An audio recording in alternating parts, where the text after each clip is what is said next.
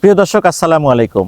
Afran the horror ওয়ার্ল্ডের বিভিন্ন যে ভিডিওগুলো রয়েছে, বিশেষ করে আমরা যে এপিসোডগুলো করি, এই এপিসোডের শুরুতে আমরা একটা বাড়ি দেখাই। এটা কিন্তু এআই জেনারেটেড কোনো ভিডিও না, এটা রিয়েল একটা বাড়ি। আর আপনারা যেই বাড়িটা দেখেন, এই বাড়িটা হচ্ছে এই বাড়িটা। দেখেন ওখানে লেখা আছে এই জায়গাটা কোথায়। মূলত এইটা মীরের বাজার। মীরের বাজারের একটা জায়গা, একদম মীরের বাজারের পাশেই এই ঝোপঝাড়ে ঘেরা বড় বড় সেগুন গাছ রয়েছে, এখানে অনেক ঝোপঝাড় রয়েছে।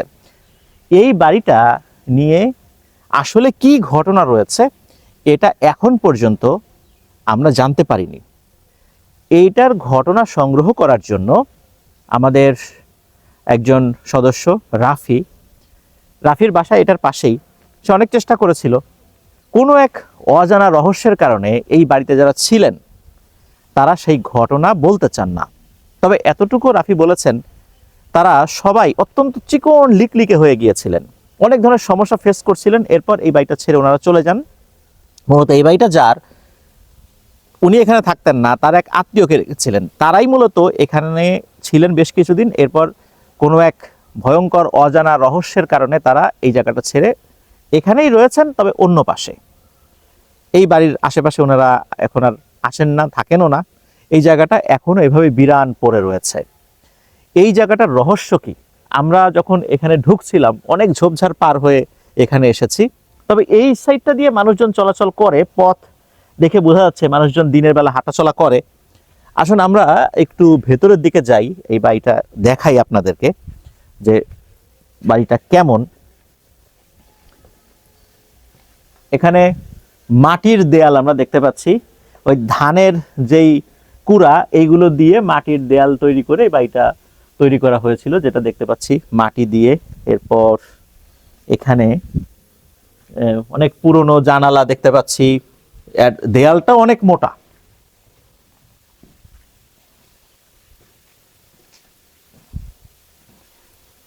দেখতে পাচ্ছেন ছোট ঘর, উপরে টিন রয়েছে।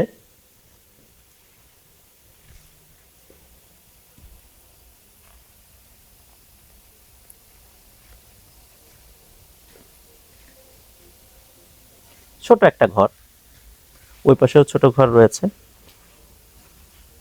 আর এই সাইডটা দিয়ে আমরা বের হয়ে যেতে পারি।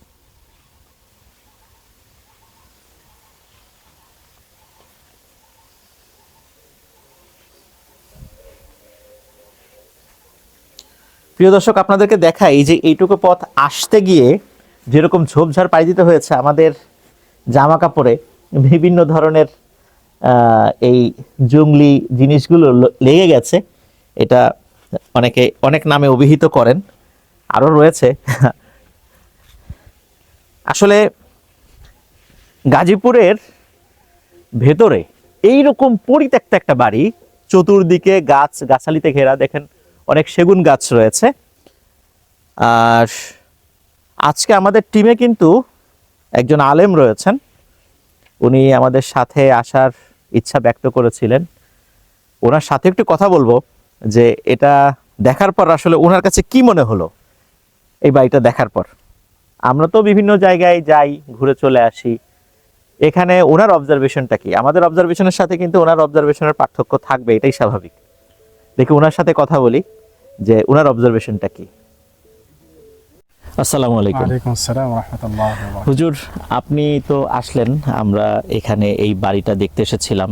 বাড়িটা সম্পর্কে আমাদের যে অবজারভেশন যেটা ছিল সেটা আমরা পূর্বেও বলেছি। আর এই বাড়িটা সম্পর্কে আমরা যতটুকু তথ্য জেনেছিলাম সেটাও আমরা লিসেনারদেরকে জানানোর চেষ্টা করেছি।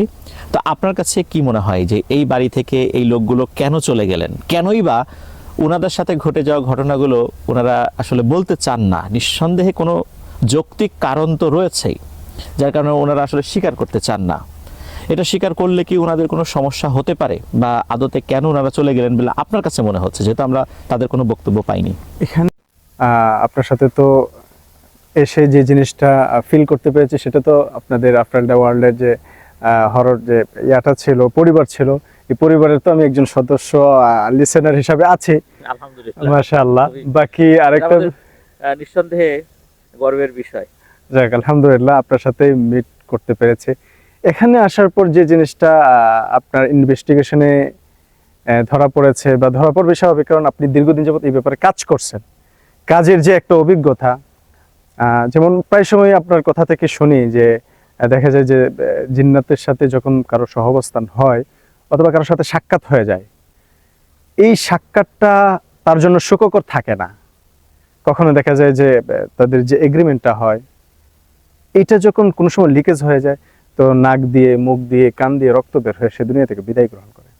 ঠিক এখানে যে পরিবেশটা আছে, পরিবেশটা তো অবশ্যই গা চমচমে অবস্থা, দেখেই বোঝা যায় যে এটা আসলে কোনো মানুষের বাসস্থানের উপযোগী কোনো পরিবেশ না।